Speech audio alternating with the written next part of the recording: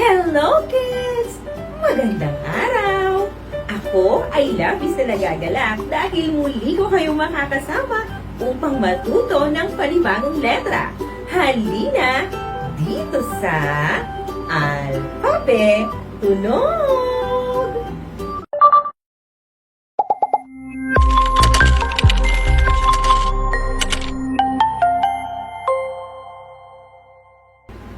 Handa na ba kayong bumasa? Ikaw, Kitty, handa ka na din ba bumasa?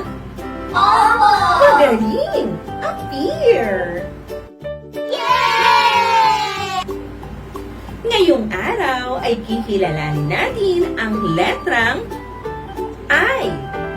Ulitin nga natin mga bata, letrang I.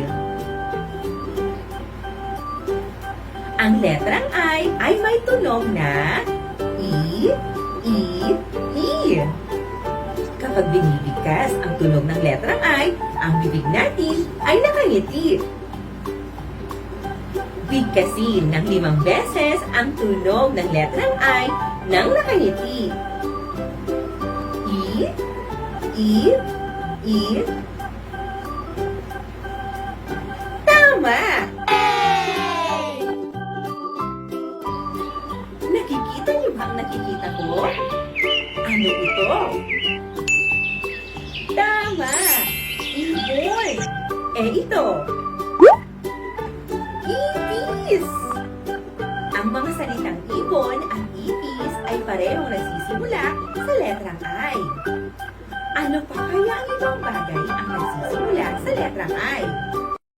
Narito ang iba pang bagay na nagsisimula sa letrang I na may tunog I. Isa, itlog, ilong, isda, at itim. Hayan ang mga bagay na nagsisimula sa letrang I. May naisip pa ba kayong bagay na nagsisimula sa letrang I? Opo!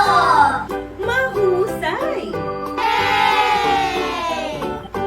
Huwag ninyong kalilimutan ang letrang pinag-aralan natin sa araw na ito. Ano nga ulit ang letrang pinag-aralan natin? Sabihin nyo nga mga bata.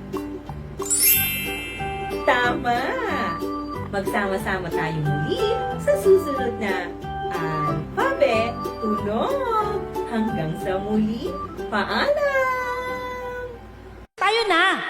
Sarado